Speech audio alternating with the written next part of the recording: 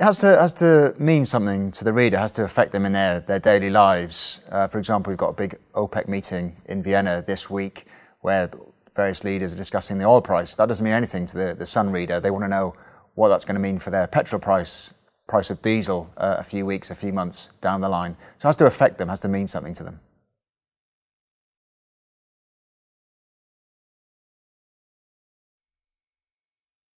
Exclusives are hugely important for a journalist, and for me, and for the Sun as a paper.